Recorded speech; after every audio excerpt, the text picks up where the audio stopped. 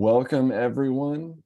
We are going to wait for about 30 seconds here just to give us time for other attendees to join. But we're super excited today to be doing sort of a specialized webinar about the investment opportunity with ADUs or accessory dwelling units for investors, both for SFR or single family investments, as well as multifamily. So just sit tight for another 30 seconds or so as we give everyone time to join.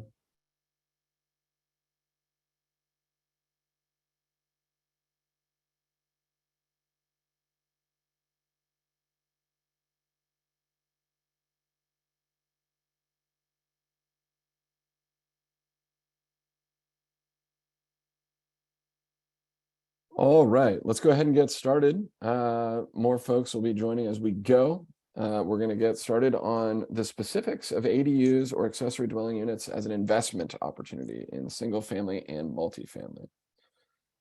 Agenda for today. We're going to be covering a lot of the basics of ADUs and then get into the details. So with the basics, we'll start with what is an ADU? Why is it a big deal, specifically in California, rules and regs? Talk a little bit about what we look for with feasibility for all types of ADUs, and then specifically, single story prefab detached ADUs, which is what Villa does. We will also walk you through an investor case study so you can see the power of adding additional units to your investment properties. We'll also get into some of the details of Villa itself, who we are, what we do, and some of our floor plans, designs, and pricing, as well as what you can do to get started with us. Just a couple notes as attendees, everyone's video should be off and you should be muted. We will have some links at the end for how to get started with us. And we do have a Q&A feature. So there's no chat, but we really do encourage the use of the Q&A feature. We'll have a lot of time for live questions as well at the end. And you're working with today two of probably the most advanced, experienced experts in the world of investment ADUs in California. This really is the dream team. You got myself, Eric Preston, who leads up business development for all of Villa. Originally from the Bay Area, proud UCLA grad. We are playing Kentucky in basketball in Madison Square Garden on Saturday, which Jeremy will tell you a lot more about. My entire career has really been in prop tech, and I am on sort of the leadership strategic team at Villa. I've been here since the founding, and I work with all of our enterprise, multifamily, and single family investors. Jeremy, you want to give us a little background on yourself? Yeah, thanks, Eric. My name is Jeremy Pearman. I'm head of strategic operations at Villa. I'm also the company RME as a general contractor in California. Originally from Kentucky, so obviously I'm a University of Kentucky basketball fan, and unfortunately, we still try to chase UCLA in total titles, but hopefully Saturday will come out ahead. Have a law background. I've been in the business for a very long time, and I joined Villa a few months after Eric, and I've been really involved with putting the first 175 homes in the ground. How many total installations do you have under your belt to date in terms of ADUs in California? 169. That is by far the most of anyone in California, period. So you're really talking to the experts today. We've been at this for a long time. That Q&A feature is going to be great. And try to stump us, honestly. It's fun for me. Often I will get stumped, but it gives me something to research and run down. I love getting Eric, I might add it's over 100 this year across San Diego County, Los Angeles County, Orange County, all Bay Area. It's pretty exciting. Awesome. Well, let's go ahead and dive in here. So we're going to start with the very basics. What is an ADU? It stands for accessory dwelling unit, not auxiliary dwelling unit, not additional dwelling unit, but accessory dwelling unit. They take a lot of different forms in a lot of different states. We're going to focus on California today, since that's where ADUs are by far the most prevalent in the entire country. California has these statewide laws that are amazing, and ADUs have really proliferated as a result. A lot of different forms, which we'll talk about, and many names as well. You may have heard of ADUs by other names like granny flats or laneway homes or carriage homes. Jeremy, do you have a favorite nickname for an ADU? I'm pretty partial to Villa. Villas is great. I'm a big fan of granny flats and casitas. Casitas is a good one. A hot one as well. So they can take a lot of forms. An ADU could be something like a basement conversion. It could also be something like a brand new single family home, ground up construction that's detached. So they can be detached or attached to a primary single family or multifamily dwelling. They can get pretty big. They can get up to 1,200 square feet in California. We have a 3-bedroom that would fit that criteria.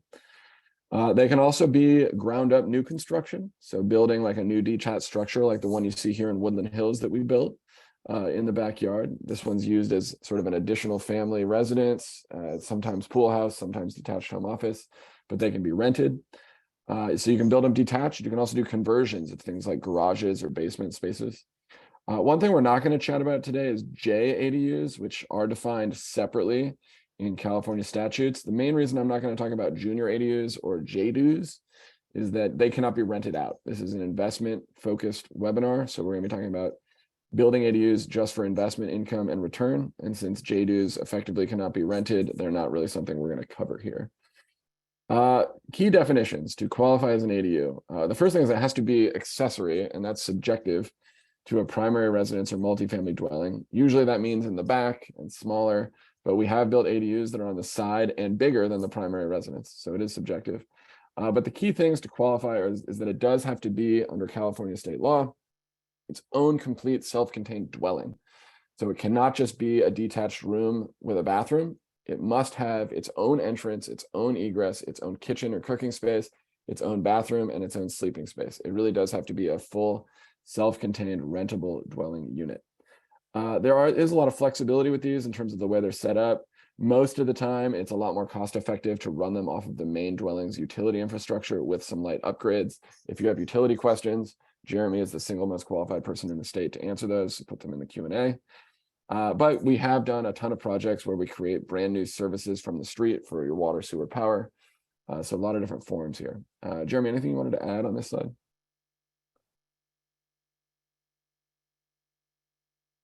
You might be muted there, Jeremy. Oh, sorry about that, Eric. All right. I know that no. we don't usually get the big dogs on the webinar, so you kind of forgot about the mute button. It's all good. I don't have anything right now. We'll talk about it as we go. Sure. So let's talk about California regs. So the first slide here is just going to be about single family lots. It's actually single family use, not zoning, but neither here nor there. Really, any residential zoning applies as long as there's a single family dwelling on it or mixed use.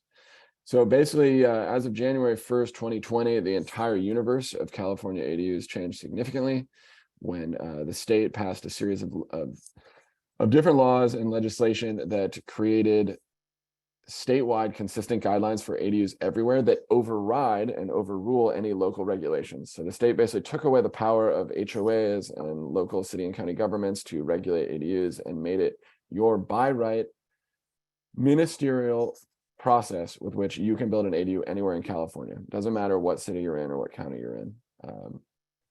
So the two words to remember are really by right and ministerial. By right means you don't have to get special permission to build an ADU. It is your right as a property owner, period. Whether you live in the residence or own it to rent out, you're allowed to build an ADU by right as long as you meet some very basic criteria. And it is a ministerial process, meaning there can be no subjectivity or discretion in your permit review. You cannot be subjected to guidelines like, oh, we don't like the color and shade of the roof. Like it all has to be objective standards that are easy to check the box to get approval. The state law does guarantee you will get permits in 60 days or less. That law was strengthened recently and now applies to more things than just your planning department. It also applies to the building department, all local utilities. And it's more enforceable now. If they do not give you permits in 60 days or less, your permit is deemed approved. In practice, it does not really work this way. It will still probably take 90 days in most jurisdictions because of the enforcement issues. But for the most part, this law does have teeth. You are getting permits very quickly and ministerially throughout the state. And in many jurisdictions, we've gotten permits in 30 days or less, full stop. Permit fees and impact fees have been reduced under 750 square feet. For the most part, parking requirements have been eliminated. As long as you're within a half mile of a transit stop or some other type of public transit, you cannot be required to add parking. You also cannot be required to replace parking if you are converting an existing covered parking spot like a garage or carport. Through just the end of 2025, you cannot be required to live in either the primary dwelling or the ADU. I mean, you can rent out both the primary dwelling and the ADU. So for the first time ever for this 5-year period, which is ending soon, investors can play in this space. You can buy a single family home, you can rent it, you can add an ADU and rent that as well, and nobody can stop you, period. That is expiring, although it's probably likely to get extended. So the time to act is absolutely now. The clock is ticking and almost 3/5 of the way done already on this time period. The state has also standardized setbacks where you're allowed to place an ADU. That a setback is the distance from some monument that you're not allowed to build. So 4 feet from any side and rear setbacks. There are also setbacks that kind of apply in funny situations from things like front yards or other dwellings. There's some general rules there, but that does get a little bit into the nuances of site specifics and jurisdiction specifics. The other thing to say here is that every year it gets better. Like there just was a bunch of new laws passed a couple months ago that effectively eliminated front setbacks as a requirement, added more teeth to the 60-day approval requirement, et cetera. So this just continues to get better. Jeremy, anything you wanted to add on single family before we jump to multifamily? I think on the 60 days, I think some of the new laws that are going to be coming into effect are the concurrent review across departments. So the way it used to work is one department would take, like planning would take 60 days, and then they would pass it over to building and they would take their 60 days. And then, in Los Angeles, you have sanitation review and lid review and all that stuff. Now, all those reviews have to happen concurrently. And at the end of the 60-day period, if they have not approved your permit set, they have to give you a clear pathway forward to approval. And that is a significant improvement over the past few years. Awesome. Let's talk about multifamily. This is the part of the ADU movement that most often gets forgotten. And honestly, I was beating this drum back in 2020 all year with multifamily investors, and people just completely missed it. Just didn't even realize it was part of the legislation, didn't believe it was actually feasible or possible. So we worked with a ton of really early adopter investors who got in front of this and were buying properties super cheap because people didn't realize how valuable that vacant land had become and just adding units like crazy. They all made a killing. I would say anyone on this webinar is still actually way ahead of the curve. Yes, a lot of institutional investors have caught on. We work with a lot of the biggest REITs in the country and in California to add additional units to their properties, like large multifamily structures over 100 units. But we also work with a lot of smaller investors who are buying duplexes, buying fourplexes, and adding units. So what are the laws in multifamily that are often overlooked? So first off, any existing multifamily use qualifies. Zoning is irrelevant. It's just multifamily use. That has been clarified in terms of the definition of multifamily use recently by HCD. This is down here. It's now defined multifamily use as an attached 2+ unit structure is existing. So if you have a single parcel and it has 2 detached single family homes on it, that does not count as a multifamily parcel. That is still a single family parcel. But if you have an attached duplex or triplex or anything above 2+ units, it will count as multifamily.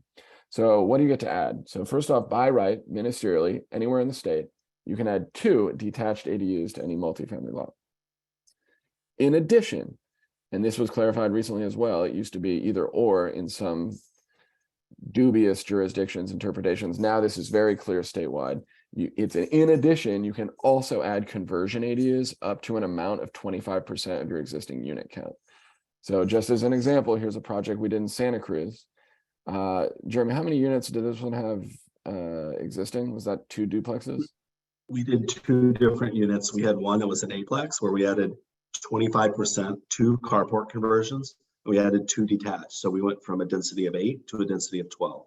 The other project had 2 duplexes for 4 units. We added 2 detached and 1 garage conversion for a total of 7 units at the end. Awesome. Another piece of the law here that's been updated recently is you used to have an existing multifamily structure. You can actually now build ADUs in this same by right ministerial fashion. You can get them permitted and build ADUs concurrently with a new proposed multifamily structure. So you can build both the multifamily dwelling and the additional units at the same time.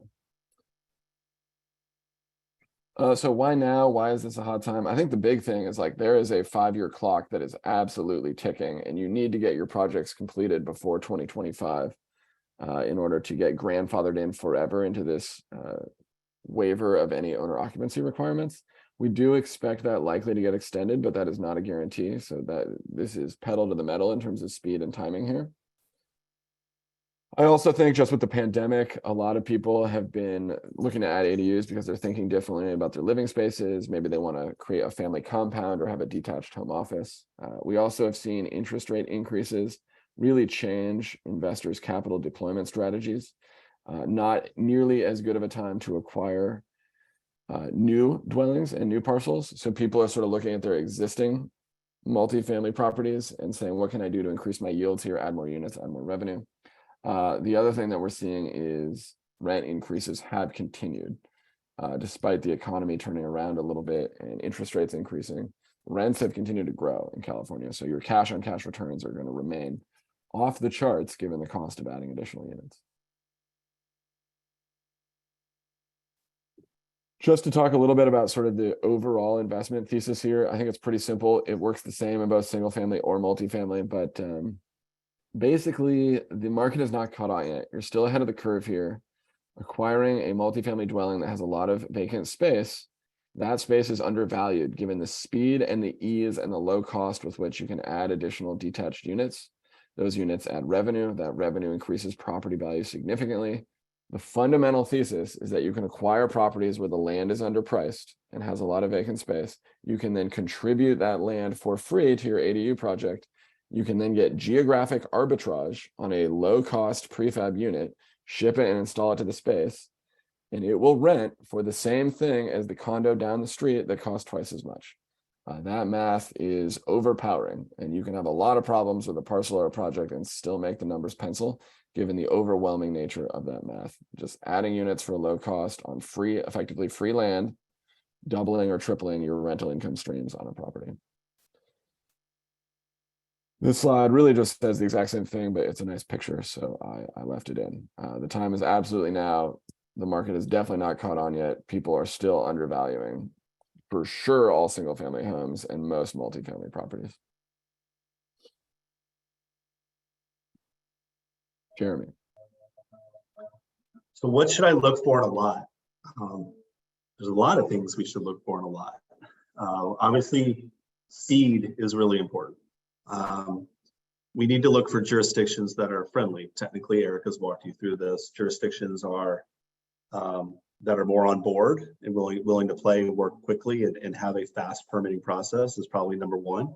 Number two, you have to have enough room in your yard, the right dimensions. You need to be at least 30 feet deep and 40 feet wide. Our smallest ADU, for example, is 15 by 30.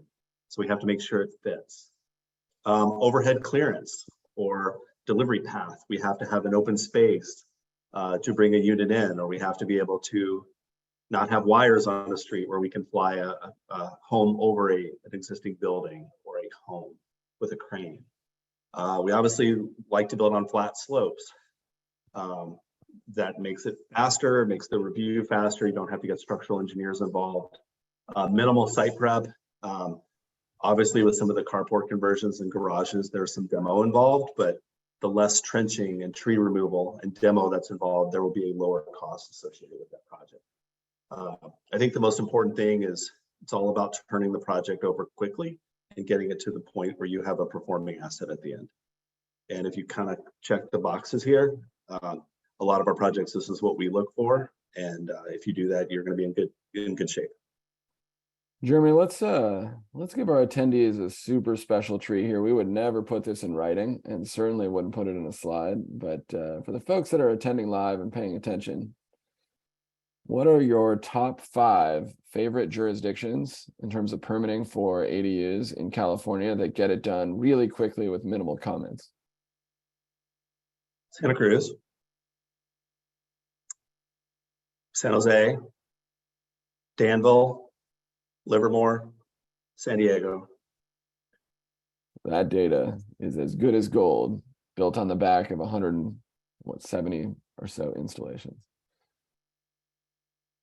That's a solid 5, Eric. That's a very solid 5, and in high yield areas where the rents are high, which is obviously critical. Okay, most people that do this presentation, by the way, delete this slide. I think this is really important. It's one of the major reasons I joined this company. So I do want to talk about yes, the cash on cash returns or your IRR is going to be off the charts pretty much anywhere in terms of adding ADUs where the rents are high enough. But why else should you be building an ADU?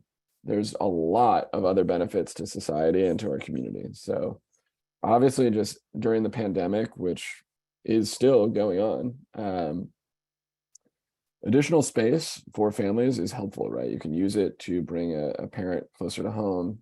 A lot of health benefits that are sort of self-evident there. Moving out of a retirement community or an assisted living facility, adding detached home office space if people have to work from home. But the more important stuff to me is that expanding families can stay together. You can create a family compound, maybe a kid coming home from college can't afford to live in his own hometown. Keeping families together has a ton of other knock-on effects in terms of the performance of children in schools, all sorts of things like that. It's also great when we're adding units for home affordability, right? Not only are we giving an opportunity for the homeowner to have an additional income source so they can afford to stay in that home that they own during a rising interest rate environment, but we're also just adding additional rental units to the market, which naturally through supply and demand increases home affordability. We're taking cars off the freeway when people can live closer to where they work. A lot of knock-on effects for the environment, for families, for community. I mentioned child education is huge here. If parents' commute times are reduced, they're more around to help children with their homework and things like that. So I'm going to let Jeremy give us sort of a deep dive into the numbers behind this project. This is, I think, one of the most successful ADU projects we've been involved in from an investment standpoint. This was with a sort of a mid-size investor in Santa Cruz. Jeremy, do you want to give us a rundown on this one? Yeah, so soon after I joined the company, and Eric's been talking about the multifamily play in the new laws. I went down to Santa Cruz to look at a property for an investor, and I showed up and it was kind of run down and needed some TLC, but the investor had the foresight to see that the parking lot could have some ADUs in them, and we had an old garage that we converted, but essentially you had two duplexes that were underperforming their potential, and you had a parking lot that was being essentially unused that was a really good space for ADUs. And if you see in the pictures at the top, you see the old space, and it's just an old gravel parking lot. And I designed the site so that we could add 7 bedrooms. The big unit in the middle is 3, and the unit in the back is 2, and the unit in the front is 2. So we added 7 bedrooms. We talked with Santa Cruz. I mentioned them as one of the great jurisdictions. They were very on board with what we were doing. Had a lot of questions. It was kind of a case of first impression, and not only Santa Cruz, but probably California. And we were able to get a lot of things through. Client paid $1.3 million. Put another, $700,000-800,000 in for renovations on the existing units. ADU budget was like $800,000, $900,000. All in, he ended up, being just under about $3 million, and increases NOI from an underperforming 72,000 to over 278. Eric, a really good story on these units is there was a line around the block with 150 people waiting to rent them out, and they were rented within 24 hours. The demand for units in Santa Cruz is through the roof. We hear that in San Diego. We hear that in a lot of other jurisdictions as well. California needs 1 million+ housing units added in the next 5 years. I think that's the goal, and we are working our way towards that number, but there's a lot of growth and a lot of room for improvement, and jurisdictions know this. Jurisdictions are under a lot of pressure with the new housing element plans. The state pushed back on a lot of them and said, hey, you'll have like 3 years here to get this up to speed. And a lot of the jurisdictions are cooperating. Here's another case study that we did in Santa Cruz. Oh, sorry, this is the same one. We Just did a different angle, different angle, yeah.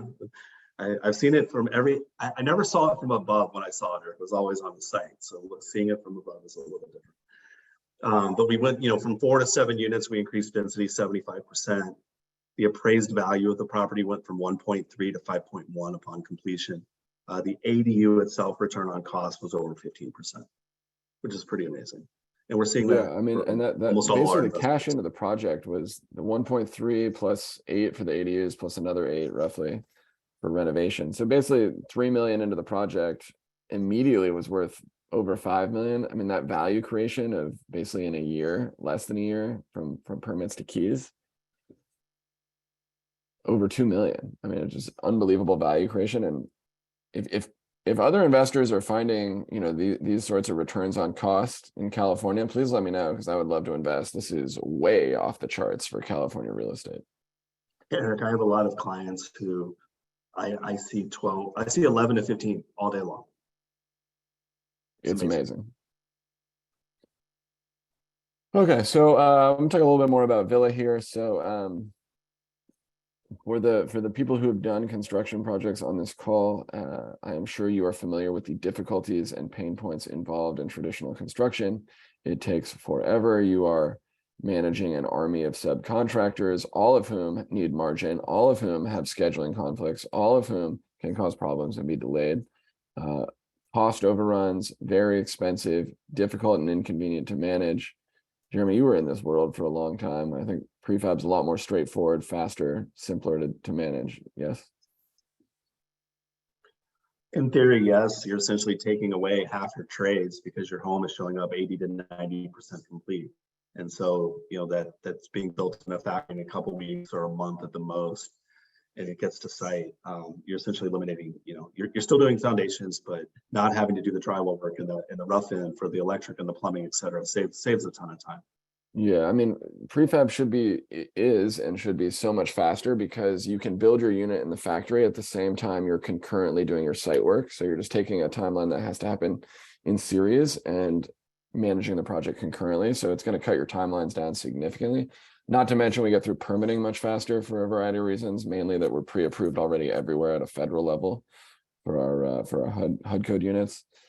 Lower cost. I mean, just a million efficiencies building in a factory, ordering materials in bulk in advance, no weather delays, much lower skilled labor needed, a lot of tool assisted automation and assembly line like precision.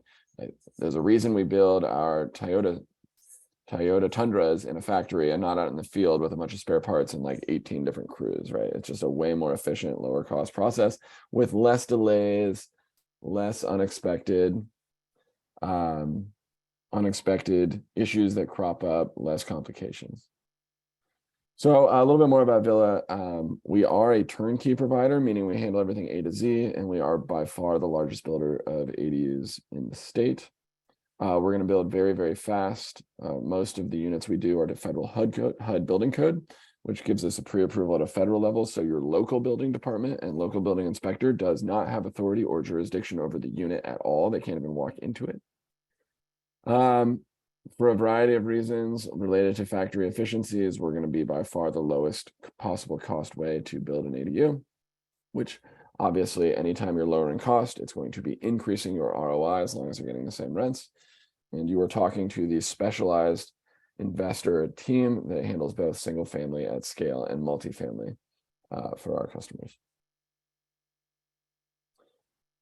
This is a slide that just really talks about our turnkey service. I mentioned we handle everything. That's with the goal of making things easy and convenient for our customers. So when I say everything, I mean everything. We handle design with our pre-architected and pre-engineered plans. We will help you secure financing, although I will say most of our investor customers seem to have good lending and banking relationships already.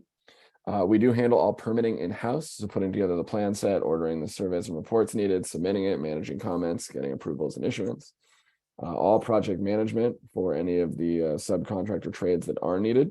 Obviously, we're handling the prefab unit ordering, design, delivery, installation, all of the site work, utility upgrades and hookups, even the appliances like washer, dryer, refrigerator, and the warranty is the cherry on top. So we really do handle everything A to Z. This slide is really just hammering home the point that Villa and specifically our prefab HUD line of units is not going to lose on price at all, ever. And as a result, ROI will be much, much higher. Just as a general comparison, stick building, let's say we're basing this off like an 800 square foot unit. Stick building a brand new detached structure in the backyard from scratch, going to be in the 600K range. We're going to be about half that in the 300K range. Other prefab providers that are doing things mod, we know because we also have mod lines, going to be more like 500K and up. It's just a much more expensive product. Still a little bit less expensive than stick build, but a lot more than things from our HUD line. Generally speaking, cost per square foot, all in, including the permits, the appliances, the foundation, all the utility upgrades. We're going to be in and out turnkey, full service in usually well under $400 a square foot, which is unheard of in California. And of course, we're doing everything on a very predictable and controllable timeline, given the prefab nature, with much fewer unexpected bad surprises in terms of delays and bad surprises in terms of costs. Jeremy, why don't we talk a little bit more about the homes themselves? Yes, we have a lot of different homes. Obviously, our homes are HUD homes. They're manufactured. It gives us a competitive advantage. They're HUD compliant. They are basically built under federal code, Title 25. A lot of, in California, the energy codes, everything got updated in 2019. Title 24, everybody's familiar with that. There's a lot of solar requirements. There's a lot of energy requirements. We're basically exempt. Our homes do have a lot of the features of Title 24 and other energy requirements, but for the most part, we are exempt from that, which streamlines approval process. All our homes are approved at the state level. They're approved out of the factory, which means locally, the building departments are not allowed to essentially say much about those homes. They're allowed to comment maybe on the foundation, they're on the utilities outside, but in terms of the homes themselves, everything that we do is approved at the factory and state level under a federal code. Yep, and these can be delivered, rolled in using house cats and translifts through a side or backyard, or we can use a crane to deliver them as well.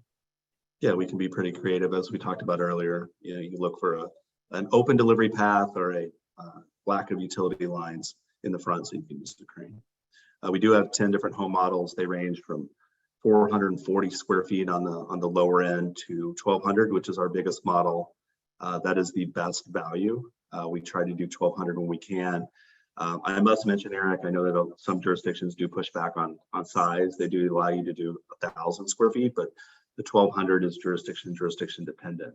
But we have a 3.2 at 1,000 square feet and a 3.2 at 1,200 square feet. Those are definitely the most bang for the buck. Just some interior shots of our homes. These all have, it looks like it has some carpet, but mostly vinyl plank flooring. We do have in our modular line, we do have hardwood flooring as well. But I'm actually sitting in this house right now where these pictures were taken. Some of our floor plans, you see the 450, the 550, these are 1.1s. If you go to the 650, which is really good for carport conversions, the 650B is a 2.1. That's what we used in Santa Cruz a lot. The H800 is a really good unit. That should say 750, but the H750 is a really good unit. Eric, do you want to explain permit fees under 750 square feet and kind of how that works? Basically, there's a state law that you will not pay any impact fees if your unit is under 750 square feet. And we very conveniently have a 2-bed, 1-bath that is 749 square feet, so that you cannot be subjected to what can be very expensive impact fees from the local jurisdiction. Yeah, so that unit is really popular. If permit fees and impact fees can change your analysis. I will also tell everyone that secretly the 800 is Jeremy's favorite unit because each of the modules are only 10 feet wide, so he can deliver them through very tight spaces. And it fits in a lot of slim locations. And then you see the 3.2s, the 1,000B, the 1,200A, which has a split bedroom, primary bedroom on the left, bedrooms on the right, and the 1,200B, which all the bedrooms are on the same side. Yeah, you're gonna get a lot of bang for your buck with these, as Jeremy said, because more rents, cost of construction doesn't change that much. Yeah, the 300, 325 square foot number, that these 1,200s are where those numbers count. Timeline wise, Jeremy, you usually say about 9 to 12 months, right? 9 to 12 to be safe. It obviously depends. I think the biggest issue for me is entitlements on the front end, how long it takes to get through permitting. And then on the back end, if there's any utility upgrades that are required on the property. We obviously try to get in and out if we can get jurisdictions. Some of the utility companies in the state, I won't name them, go a lot faster than others. So we try to focus on those jurisdictions as well.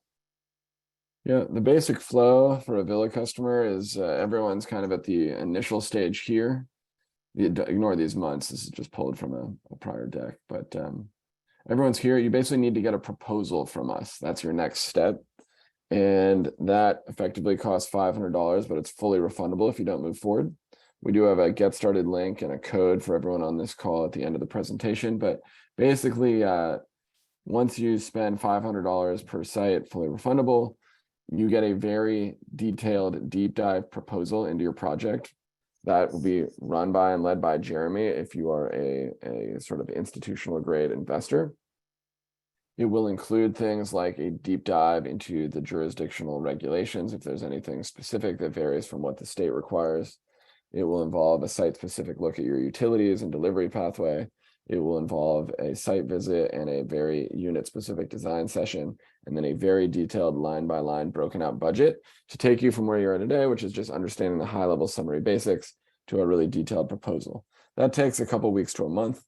From there, if you want to sign up and move forward, you jump into usually about 3 months of permitting. We then price out and refine your estimate based on what we learned during permitting, if the project changes at all, to get you a final budget. And then we jump into both site construction and manufacturing for 3 to 5 months. And installation is quick. Like if you're worried about tenants, we're only on site for 2 to 3 months, and it's very minimally disruptive, whether it's in between tenancies or during a tenancy compared to stick building. It actually hurries up and gets done very fast once we break ground, which doesn't happen really until here. So the whole thing, I mean, we've done projects in less than 9 months for sure, but usually each project has one thing that will take a little bit longer to go wrong. So 9 to 12 is a safer bet. I would say the fact that we've done 175 projects this year, or in our 2 years, is we learned what not to do, what works, what doesn't work, and our completion times are going down every day. I have a project right now in Milpitas area for a multifamily investor. Our time on site will probably be 8 to 10 weeks. By the way, we are going to take questions at the end, but I just see a couple questions about where we operate, and I'm realizing we don't have a slide about service area. The bottom line is that we're pretty much active everywhere in more coastal areas of California. So we have done installations in San Diego, Orange County, all of Southern California, LA, all the way up to Santa Barbara. We've done projects in Sacramento and Folsom. And then we're extremely active and headquartered in the Bay Area. So yes, Los Angeles, yes, Marin County, East Bay, San Jose, South Bay, Santa Cruz, Peninsula, Napa, Sonoma Santa Clara County, Alameda are probably our 2 biggest jurisdictions. Yep. Yeah, and we'll take some more Q&A at the end, so feel free to fire away using the Q&A feature. Okay, moving forward, how to get started with Villa. So basically, like I said, everyone really wants to jump into the proposal. If you're an investor at scale, meaning you're constantly evaluating new properties for acquisition, or you have a large portfolio, Jeremy, tell the folks here about our other options for that scale of customer. For the bigger customer or the smaller? The larger customer, instead of paying like onesie, twosie, $500 per project. We kind of do a revolving retainer, essentially. So I have a couple clients who have given us $2,500, and we'll reduce that $500 to allow like 10, for example. We tailor it to each need, and I have repeat customers who bought 7 ADUs, 6 ADUs. They're feeding me 2 every month. We're getting a new project. Once you get into the system, essentially, but this is it's a good faith measure on your end that we will provide to you on our end a service and proposal. And as Eric always likes to say, you pay for it, and we will give you the service to put back to you something in front of you that you can work with and make a decision. Yep. And for me, I view this like if you have an investment property, this to me is a no-brainer. It is fully refundable at any time for any reason if you decide not to move forward. It is $500 per parcel, roughly. And it gets you so much detailed, diligenced, line by line specific information, not at this general level like we're talking about now, but about your specific site, your delivery pathway, your utility situation, your unit design. And that's really what you need before you can start evaluating whether it's a good fit or not, and if you're ready to move forward. We also try to help, like, create a very customer friendly process where all of the risk and most of the expenses are backloaded. So you can get started for a very low cost, very quickly and easily with very little risk on the front end, and get into permitting really quickly. I would say that our estimates on the multifamily side have gotten very detailed, to the point that I did one last year with my COO down in San Diego, and we just broke ground on that project, and we were within 1% of our estimate. And I believe that was with the second or third biggest REIT in the state. Pretty big. Yep. And they're doing multiple projects. So where can you get started? All you got to do is go to villahomes.com, click get started. You can enter your address. We have a full self-service design portal, so you can play around with our unit designs, different components, different layouts. You can play around with adding vinyl plank flooring or larger windows or sliding glass doors. You can also there kind of build out a rough guideline, high level, for what a project might cost, including all the site work, if you go through the portal completely. But really, especially in multifamily, we price things really differently. We sort of treat our enterprise customers with a lot more of a customized pricing model that really is more of a cost plus approach. So you can get a high level ballpark idea from our website of what site work costs and what units cost with different designs and feature upgrades. But really, you want to get a proposal from Jeremy and I to see what your unit would cost specifically on your site, because it's super detailed. So again, villahomes.com/get started. Honestly, if you're a multifamily investor, you can just email Jeremy and I directly. My email is Eric, ERIK, @villahomes.com, and we can set up a call. So again, that's Eric, ERIK, @villahomes.com. And I'm Jeremy at Villa Homes, JEREMY @villahomes.com. Yep. We get the cool email with our first name because we joined early. So time for questions. Again, we do have a Q&A feature. Did I miss anything there? No, we're good. So I'll go ahead and start reading through the Q&A, and I'll figure out if I'm better to take it or Jeremy's better to take it. So Winston, you asked issues in Marin County. So I mean, my immediate answer, I'm going to kick this to Jeremy, but my immediate answer is no, there are no issues anywhere compared to how the rest of the country has to deal with ADUs, because we have these pervasive state laws that override and overrule any county regulations or city regulations. There's not a whole lot that cities can do to make projects difficult anymore. However, utilities can still be problematic, and there are still a few things that a local jurisdiction can do to make it a little bit trickier. But Jeremy, anything specific in Marin County you've noticed?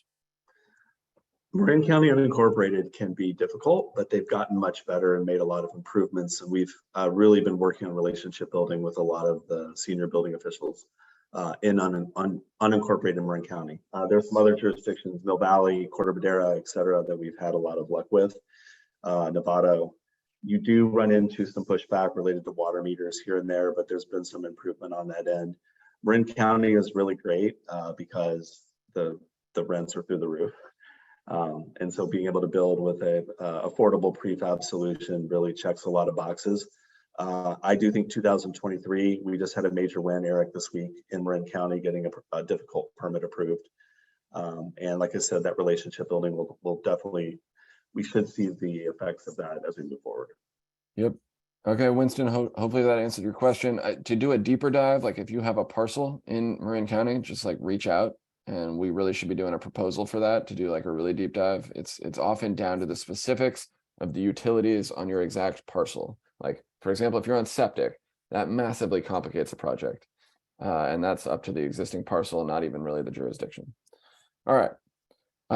Jonathan asks, any 2-story or duplex ADU plans in the work to maximize rent for site work? So great question. 2-story is tough for prefab. There are some state laws that in certain cases, mostly attached, do allow you to build up to, I can't remember the exact height limit, but 18 or 22 feet in a few limited situations. Generally speaking, the height limit for ADUs is still 16 feet in most situations. So 2 stories are generally not allowed. It's also very difficult to do prefab. We do not do it. It's technically possible, but very expensive and ends up giving back most of the cost efficiencies of prefab. And in many cases, the planning department won't allow it.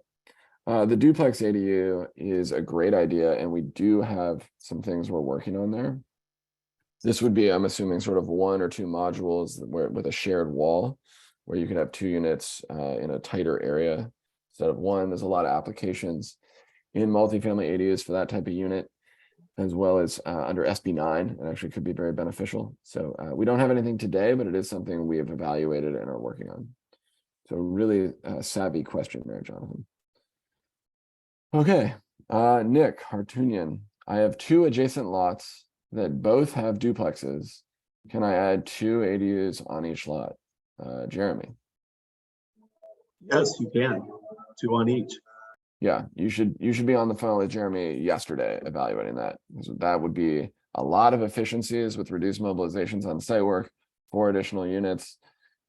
You're going to be raking in cash monthly. It's going to be a killer project for you.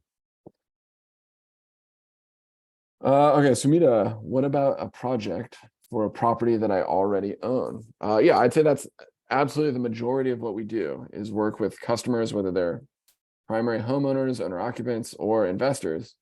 Most of the projects we do are for properties that our customers do already own. That's, I think, what the law was actually intended to be used for. And that is who the majority of folks are that we happen to work with. Of course, we do have a lot of investors that are out buying properties left and right that they view as undervalued for the reasons we talked about, that people are unaware of the laws, people don't understand how easy it is to add units, maybe a lack of comps, but the vacant land on properties does make them attractive acquisition targets as well. But either way, it totally works, Sumita. Okay, Henry. Are 2-story ADUs permitted in California? Do you have a 2-story model? I think already asked and answered. They are permitted in many situations. The state law was recently amended to allow for 2-story ADUs in certain situations, generally if they're attached to the primary home, and generally if the existing primary home is that tall. I would say most situations and most jurisdictions are still capped at 16 feet, which is 1 story. We as a company cannot help you with a 2-story ADU.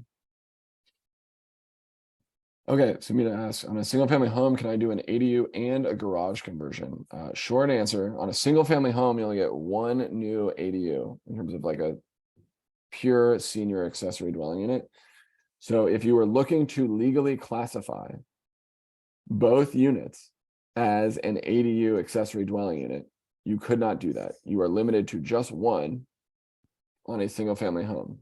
However, if the garage is attached to the single family home, you could do a garage conversion to a junior ADU. You would be allowed on a single family home in California, 1 detached ADU or capital A ADU and 1 junior ADU per parcel. So you could theoretically do 2 that way if the garage was attached and you converted it. However, you cannot rent out the J ADU unless you live in one of the units on the parcel. JADUs are also like kind of weird. Like they sort of statutorily need a door that connects to the primary residence. They can share a bathroom. They only need a kitchenette. They're just a little bit wonkier. Okay, Nick, I also have another property that has 3-plex and have a lot in the back that can fit a unit or 2. Can we do another 2 units or need to have just 1 ADU? This lot is in San Luis Obispo. I'd say, Nick, you should probably just be reaching out to us and we can do like an assessment and look at these properties specifically. Shoot me an email. What's interesting about San Luis Obispo is that it's right now out of our serviceable area, but we are looking into it because of the college and Cal Poly and a lot of the initiatives associated with that. So like Eric said, just give us a call. The specifics here, so the 3-plex, you're definitely allowed to add 2 detached ADUs. If it's a vacant lot in the back, that's a separate parcel. You need a primary home before you can build the ADU. We can evaluate adding both a primary home structure and an ADU in that property, although it's not something we do frequently. He could add an additional unit if he had a conversion space there for like a garage. And what's interesting, let's talk about this. He's got a triplex, right? If you divide by 4, well, I guess you're at 0.75, so that would round up to 1. But if you were at 5, for example, let's say you had a property with 5 units, and 25% of that is 1.25. According to the law, you're allowed to round up to the next round number. So 1.25 is actually 2. I was just using the odd number as a scenario where you round up. Perfect. Okay, Luis, question about insurance, specifically as it relates to ADUs and manufactured ADUs. Short answer, no issues. Most customers are able to just call their existing insurance carrier and say, hey, I'm adding an ADU in the back. Here are the plans. Here's the permit. Here's the certificate of occupancy. And no trouble adding accessory structures to existing insurance plans. I have heard of like 1 or 2 customers that had to make like 1 additional phone call to find the right insurance carrier for their project rather than their existing provider, but it wasn't really, I wouldn't describe it as an issue. Also, just as a note, if there are any questions about insurance during construction, we have a ton of different insurance policies. We carry, all of our vendors are vetted and carry significant insurance. We do add our customers as additional insureds, all of our vendors for delivery and installation of insurance, et cetera. So we're very, very well covered. Oh, Jeremy, you're gonna like this one. Linda asks, Solano County. Have you placed a home in Solano County? There's a really loud leaf blower outside. No, we have not. We've looked at some opportunities, but we haven't had one developed yet. So if you have a really good parcel and you're really interested, give us a shout.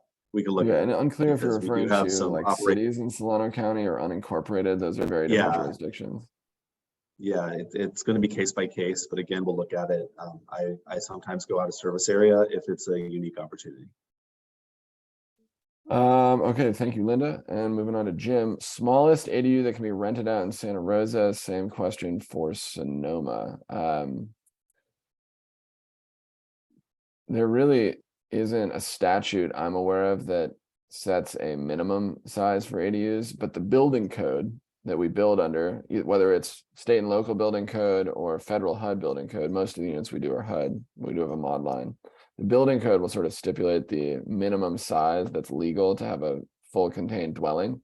You know, keeping in mind ADUs must have a bathroom, a kitchen, etc. We're not going to build anything that is smaller than 450 square feet in our HUD line, and I think it's 375 square feet in our mod line. And those all meet the full requirements of an ADU. They'll get a certificate of occupancy, and those can then 1 be rented bedroom, out. 1 bath, has a cooking facility, has a bathroom. There's several HUD requirements. You have to have central heating, water heater. You kind of it has to be a livable space in a home. Yeah, and ADUs cannot really be regulated in terms of whether they're lived in yourself or rented out. You're allowed to rent them all out. So, oh, here's a good question for you about foundations, Jeremy. Talk about our foundation system, slab or perimeter. What are we doing there? Perimeter stem wall, poured concrete foundations or CMU block. Internally, we do either grade beams or compacted base rock. There's a HUD. Since they're manufactured homes, they have a little bit different, but when they're finished, the home that you're looking at in the background here on the Q&A, this was a poured foundation on grade beam. And what about mod? Do we use the same system or different? It's a little bit different. It's more of the grade beam and the perimeter, a little bit thicker wall, 8 inches, ours are 6 inches. And I believe mod needs HUD a conditioned foundation space as well. Correct, yeah, for Title 24. Yeah, but the HUD line is exempt from Title 24. Has plenty of vents, but yeah, perimeter stem wall. There are some venting requirements. We do have to comply with those, but it's a similar but different foundation system. We cannot build them on slabs. You do have an 18-inch crawl space minimum underneath the home. Yeah. Okay. Financing question. This is an investor focused webinar. So we do have a lot of more investor oriented lenders we can refer you to.